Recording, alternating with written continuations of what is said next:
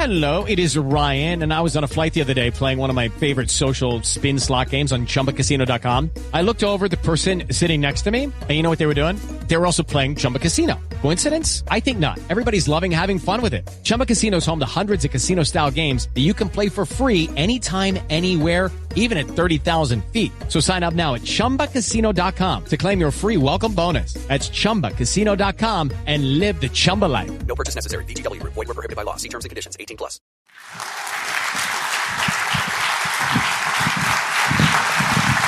Thank you for coming. Thank you nice very much. Yes, you're tall. Yeah, really fun to see. Thank you so much. Thank you, sir, for coming back. He is tall. Right? Yeah, he is. Where do you want to sit? You want to sit over there? I've been drinking out of this water bottle, so. Look, we all got boots on except for me, so that's fine. No, okay. Mine are size 14. Oh, jeez. Wow. All right, I wish my wife were here because I don't admit she's taller than me, but she is, and she rides a Harley and has shotguns. I'm scared of her. So. There you go.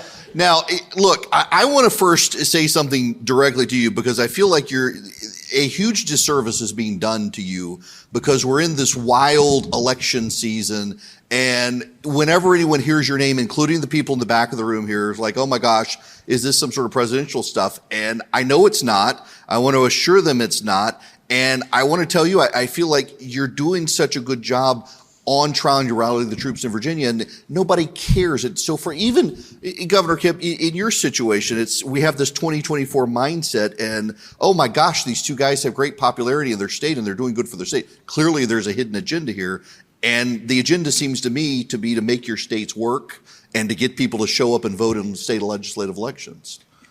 Well, first of all, thank you for having me, and it's a real pleasure to meet you, and thanks for the great work you do. And I think carrying over the airwaves a message of common sense and a message of conservatism. And so thank you. And I do believe that we're at this moment where we've kind of lost the plot a little bit, because this is about first delivering results, and it's second of all about convincing people that we can in fact win. And we, in fact, have done that in Virginia. Governor, you've done that here in Georgia, which is, guess what? Conservative common sense policies work. And in Virginia, we went from being totally blue to being red in 17, 18 months. We went from being bottom third in job growth to top 4 in job growth. We went from having schools that were driving people to move away faster than they were moving to Virginia to all of a sudden, Virginia is now number 5 in the nation in one-way U-Haul trips. You pay attention to one-way U-Haul trips. I mean, I drive by the U-Haul dealership and it's stacked full of U-Hauls because they're all coming in and none of them are going out. I mean, this is common sense, conservative governance at work, and it works. And so I just think this is a great moment for us to step back and really compare what's working in states run by Republican governors and clearly what's not working in states that are run by Democrat governors. And we have this great juxtaposition of success and failure. And when you compare that also to Joe Biden's failure, and we can see that we can change it really quickly. We can change it quickly, but elections matter, and you've got to win. And that's why I just appreciated your opening comments. We've got huge elections in Virginia this year. We're one cycle off. We're a year off, everybody. So the year that I was fortunate enough to get hired in Virginia, it was 2021. And now we have our midterms in Virginia. And our entire House and our entire Senate is up. And I believe these are the biggest elections in America this year because we get to finish the job. We have a House that came with me, controlled by Republicans, a Senate that wasn't up in 2021, but is up now, that we have a small minority in. And so this is our chance to put our record to the voters and to say, hey, extend our license to lead. I think we've done a pretty good job. I think people are happy with the results. Job growth has been great. We're fixing schools. We're empowering parents. We're standing up for law enforcement and making sure that everybody understands that you got to back the blue. You can't demean them. And guess what? When you back them, more people go into law enforcement. There's more badges on the street and crime goes down. How about that for just a basic reality? And all of a sudden, the real voting of the feet changes. And we're seeing it change in Virginia. I know the governor has had many years where people have been moving into Georgia faster than they're moving away. Yeah, I've just got to interject here and say this is the first time I've seen another governor stand up and quote all of his wonderful economic statistics in front of the governor of Georgia. I mean, don't want to get a competitive fight going up here. We do have Chick-fil-A at the University of Georgia. Hey, there's a little bit of this because, at the end of the day, every business that we compete for is usually competing to come to Virginia or Georgia or maybe Texas, maybe. And if we don't get it to come to Virginia, then I'm okay if it goes to Georgia. I just don't want you to win too many times. Well, Eric, thanks for having us back. And, I just want all the Georgia people to know the last time Glenn Youngkin and I were on a stage, he was here stumping for me in my re-elect. So I appreciate Governor Youngkin doing that. I made this point yesterday morning when I spoke about the GDP in the South now outpaces the Northeast because you do have great Republican governors, business-friendly environments, good competition that's going on here and in states like Virginia where you have great leaders, and it matters. I think one point to what the governor was just talking about in their elections in 2023, I see the same thing kind of for us in the 24 cycle here. We had a great year in 2022 with the reelection campaign. Every Republican at the state level got reelected overwhelmingly, even with libertarians in the race. And for us, the next election in 24 is so important, which is the case that Glenn's making right now, because if you guys are successful in 23, it leads the momentum in 24 that makes states like Virginia in play. Nobody's talking about Virginia in play right now. But you go up there and help Glenn Youngkin help win these legislative seats. That's going to be 2 cycles in a row where good things are happening, and people are going to talk about that, and it makes it harder on the other side, or it makes them have to defend that harder. And we have the opportunity to do the same thing here in the state of Georgia, and that's why it's so important in all of these races, even down to holding legislative seats.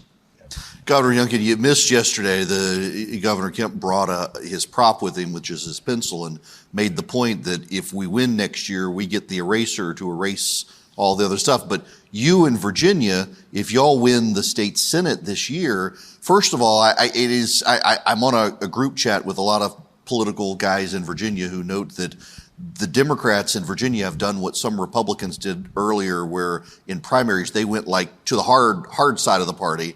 And you've got your poor unfortunate Senate Democrat wanting to know who else's Pornhub accounts have been blocked in Virginia. That you've got a great opportunity to get Republicans and a lot of independents showing how extreme the Democratic primary process went in Virginia to lure people in to take back the Senate. No, we do. And it's, I think, also an opportunity to really reemphasize the fact that in a state like Virginia, which really is a microcosm for the country, we have a huge group of independent voters that we have to win in order to win elections on a statewide basis. And we were fortunate enough to win the independent vote in 2021, but we got to go back and win it again. And when the Democrats have their primaries and they basically throw out everybody who's reasonable and replace them with folks who are extreme, it only furthers our argument. And when they block bills, and this last legislative session was just a perfect example of where they stand. I put in a bill that basically says if you're a fentanyl dealer and you deal fentanyl to someone and they die, we should be able to charge you with a felony homicide. And they voted it down. They chose dealers over victims. And I put in a bill that said if you're a family and your child wants to open a social media account, that child who's under the age of 18 has to get parental approval in order to do that. And the social media company can't harvest your data and sell it. They voted that down and said, no, we're gonna side with social media companies over families. I put in a bill that said that at the end of the day, a bill that had been passed earlier, signed by the previous administration, that outsourced our government to California and now requires Virginia to follow the mandates on what car you buy. So in 2024, Virginians will have to start buying electric vehicles based on California's decisions. I think that Virginians should make this decision, not California. I mean, at the end of the day, the last place Virginians want to be is California because they're all moving to Virginia. But they voted that down as well. And finally, Last year, we were fortunate enough to convince everybody, even in a bipartisan way, that Virginians were way overtaxed. And we had a $4 billion tax relief package that we got done, 4 times anything that anybody had ever seen in Virginia. And we ran another $5 billion surplus this year. So I've been fighting to go back for more tax relief. And of course, the Senate Democrats don't want any part of it. So the reality is that while we have found ways to navigate, I believe, very importantly, tax relief and reducing regulations and empowering parents and standing up for law enforcement, I have this battle every day with folks who really are extreme. And I think what we'll show in November is that not just Republicans, but independents and a lot of Democrats are tired of the extremism of the far left and will, in fact, elect a majority House, a majority Senate that are Republican, and allow us to continue to accelerate the progress that we're making. So you listen to this, makes you feel good to have a House and a Senate with Republicans in control? Yeah, I'm just thinking about we already did all that.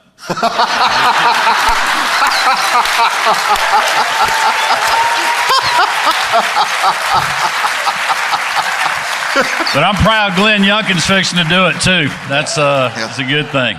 So, let's talk a little more specifically about the political landscape. That Governor Kemp, you've left a political operation, though your term limited, in place to continue the grassroots operations that other organizations, the state party and stuff, have kind of atrophied in the past to be able to turn out the vote. And now you in Virginia are doing something very similar to just encourage Republicans to not be too clever by half and just all storm the polls on election day, but bank their votes. Yeah, well, I have to say, I don't mind being a fast follower. And the great early voting program that was run last year in Georgia kind of set the real template on how to do this. I call that the first edition of the playbook here. And so what did we do? Well, we went and hired Governor Kemp's team and said, come to Virginia and let's write the second edition of this. And listen, the rules, they're the rules. And I didn't write them, I inherited them.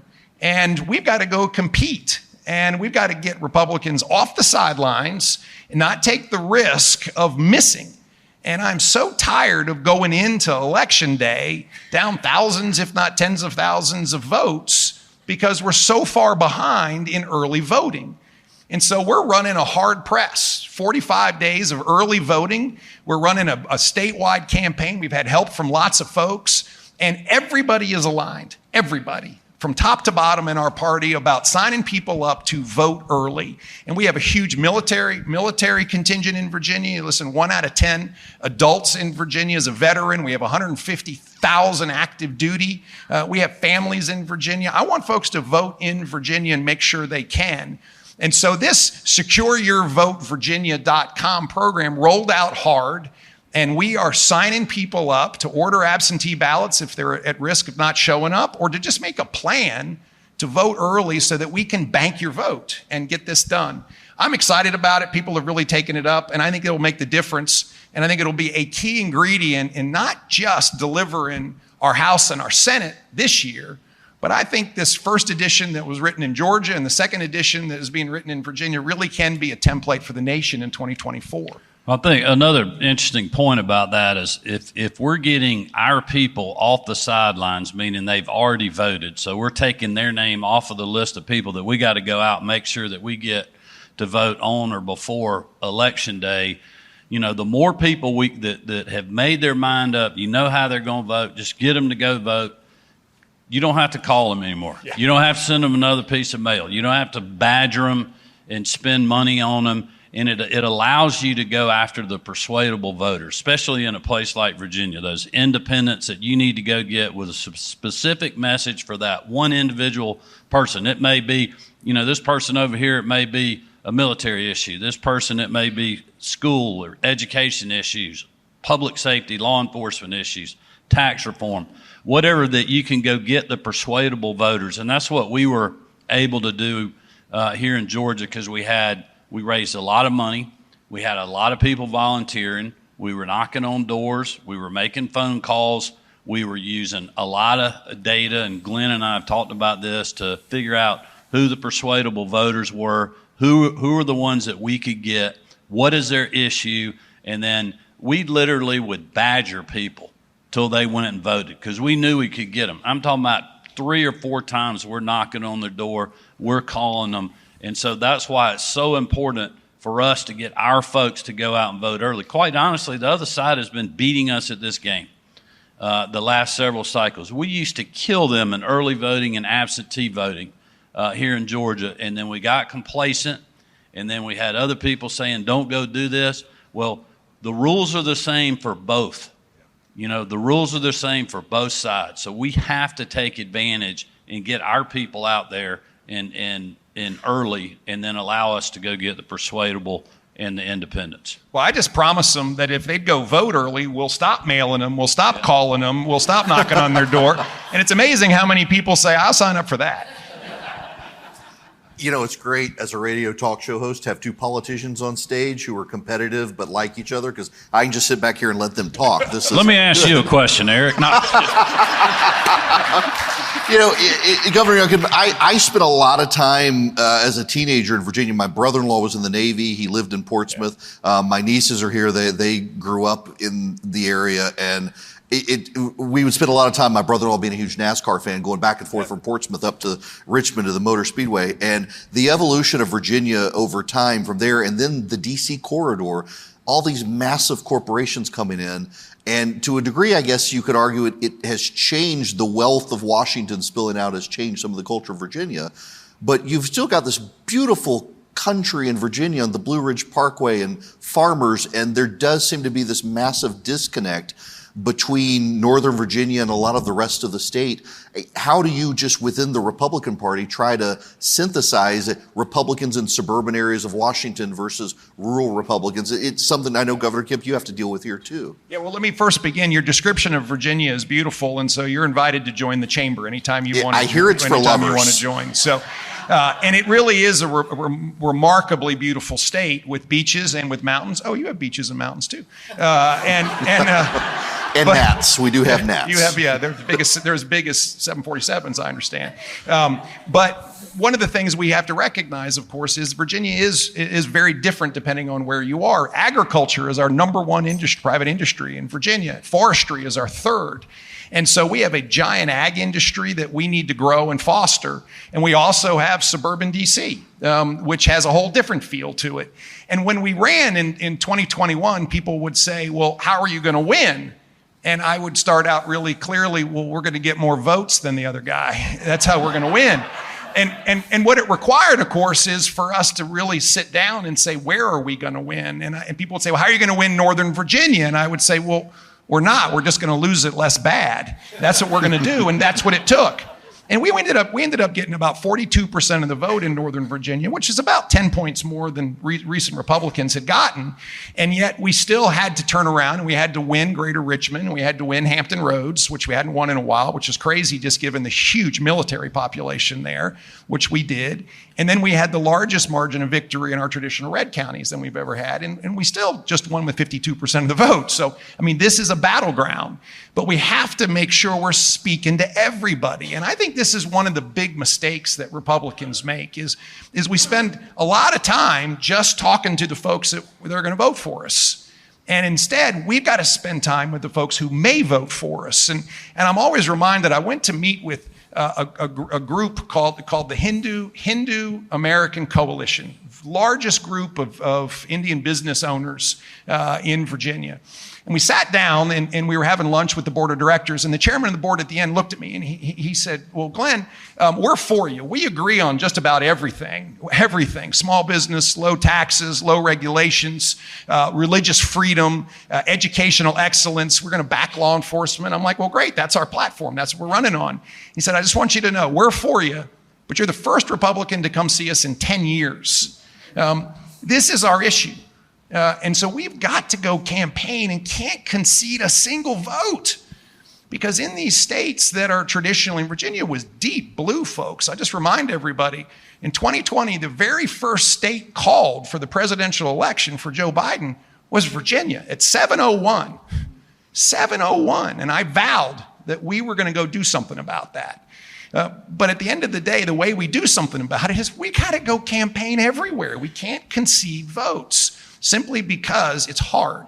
And I'll go engage in a debate and a discussion with anybody because we know that common sense, conservative values and policies work. We know that parents should be in charge of their children. Kids belong to families and parents, not the state. And we know that when you back the blue, when you have more law enforcement instead of less law enforcement, crime goes down. I mean, these are just basic truths. And so come on, let's go into communities that have traditionally not voted for Republicans, and let's convince them that they should. And it worked. I mean, we won the Hispanic vote in Virginia. We won the Asian vote. We won the Indian vote. We got a higher percentage of the black vote than Republicans have historically gotten. It works. And so that's my encouragement to folks, is that there really is the ability to break through all of this clatter and to do what we know we have to do, which is win elections. That's at the heart of it. I'll brag on my friend here who did remarkably well shifting demographics from his first election to 2022, and the door knocking campaign in the Hispanic community targeting black men in the state of Georgia. I mean, you saw measurable increases, not just of suburban white voters returning home, but of non-white, non-traditional Republican voters in Georgia moving our way.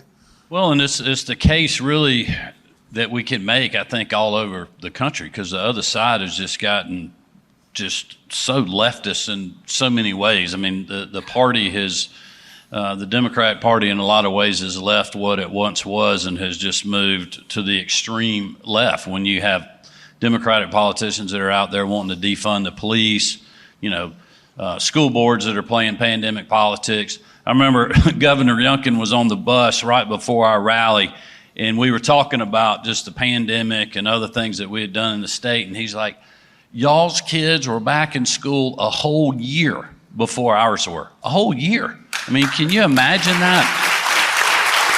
And so, and when we reopened the economy, and I mean, I've had so many Democrats, so many minorities that came up and said, thank you for allowing us to go back to work. Thank you for letting us make the decision. Thank you for fighting for our kids. Thank you for doing something about street racism and violent crime in the city of Atlanta, because those issues cut across political lines. Those are not Democrat and Republican issues. You're talking about somebody's child. You're talking about some family's safety and their economic viability.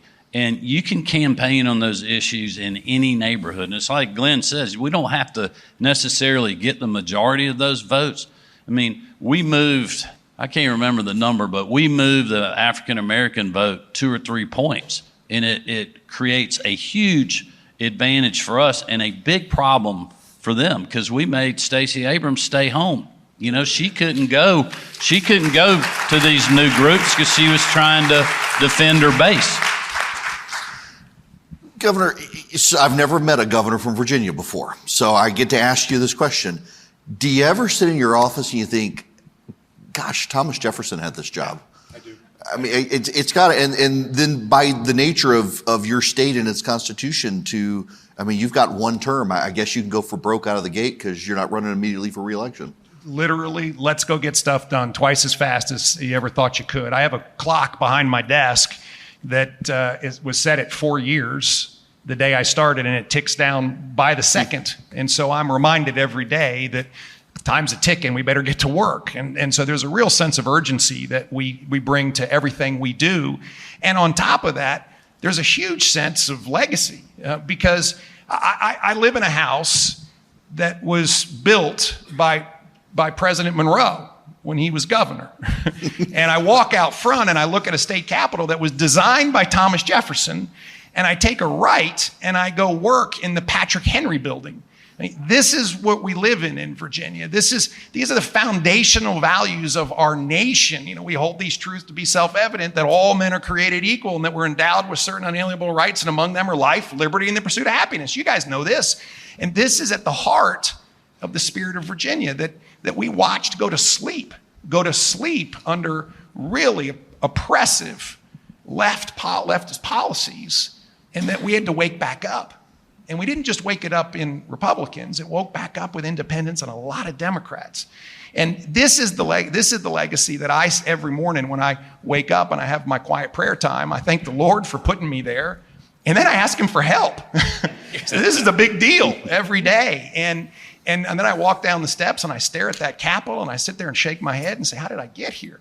But it is, in fact, that foundation of liberty and freedom, of our Constitution with James Madison, of the voice and the pen and the sword that was literally Patrick Henry, Thomas Jefferson, and George Washington that created the freedoms that were, of course, handed down by the Lord, but then gained by men who fought for them.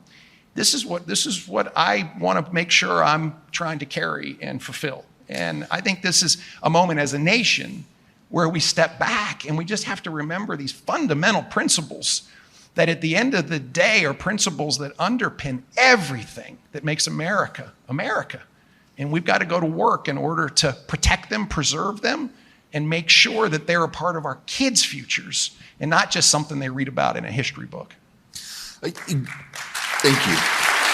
Governors, both of you, before I let you all off stage, and I know federalism, the states are different, the laws are different, the powers of different groups are different. Could you all both, though, talk about during COVID what it was like dealing with the government and the teachers? Well, and I realize you came in afterwards, but because of this, the teachers' organizations and unions that didn't want to, particularly more so in your state than ours, not go back to school, but also the school boards that treated parents so badly. Well, I have a great story that really sums that up. When the vaccine was fixing to come out and everybody was wanting to get a priority on the vaccine, well, obviously it made sense to have healthcare workers have vaccine priority. Well, the teachers union and a lot of the teacher groups in Metro Atlanta started saying, well, we need to have a priority. Well, the schools weren't even in at that point. And they were giving me the hardest time, wrote me a letter, went through this whole rigmarole, and we said, look, we're going to prioritize you all as soon as we can, but we need to make access available for the people that it's killing, number one, the elderly, those that were, had health conditions, and then our frontline healthcare workers and other first responders, which to me made sense. And they were criticizing that, and it was all political. So we finally get more availability, so we go back and prioritize them, and one of the local school districts, they decide that they're going to wait 3 weeks before they go get release the vaccine to their public health department. When every other school in the state, people were going back literally the next day. And we didn't have mandates or anything else. We were just making the availability, but it just shows you how insane, all of that was political. It had nothing to do with the science. It had nothing to do with anything other than they were playing pandemic politics. And it was like that the whole way. It was like that dealing with the locals. And then it was also, quite honestly, unfortunately, like that with a lot of people in Washington, D.C., like Deb Burks and Dr. Fauci. Yeah. And I had a slightly different perspective because we were campaigning during 2021, and then I was hired in November and then started work on January 15th, 2022.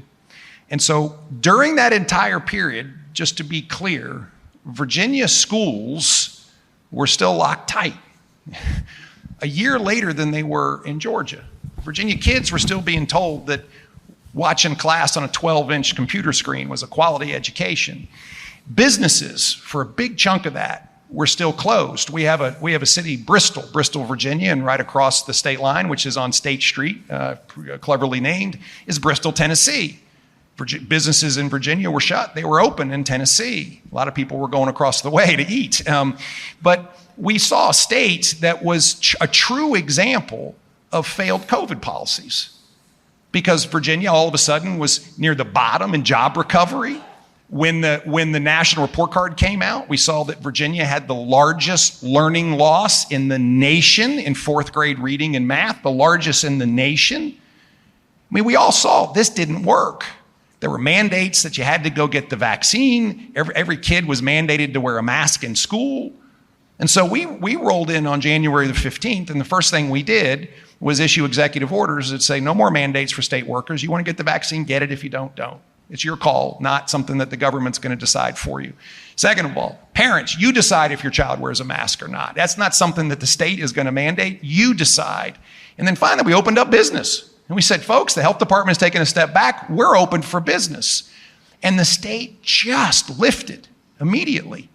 Kids were back in school. Parents were excited that their children all of a sudden were enjoying going to school again as opposed to dreading it. And we started the journey back from where the progressive left policies had dragged the state.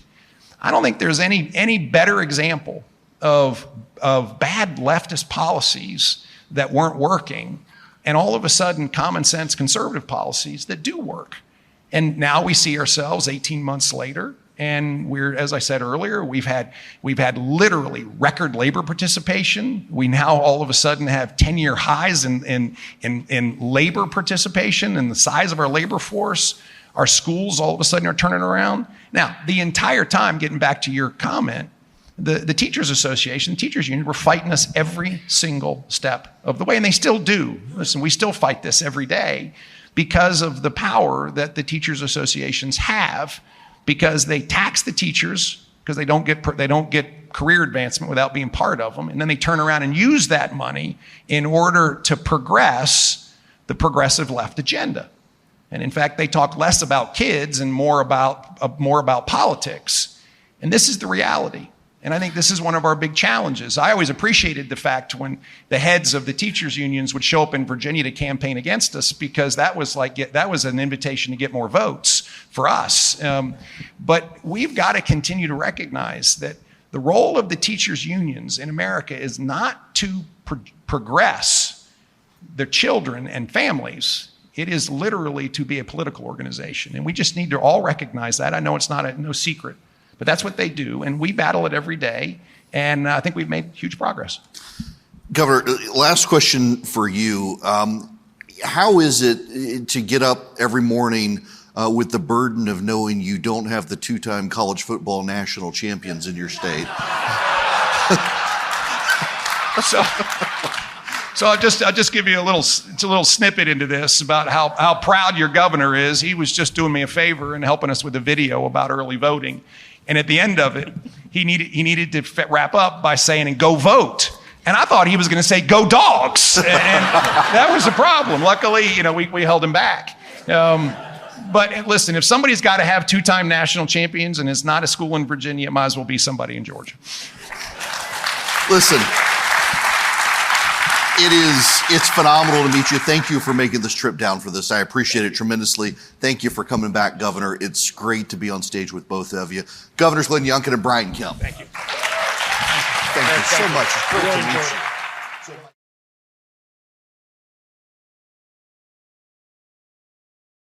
you. With the Lucky Land Slots, you can get lucky just about anywhere.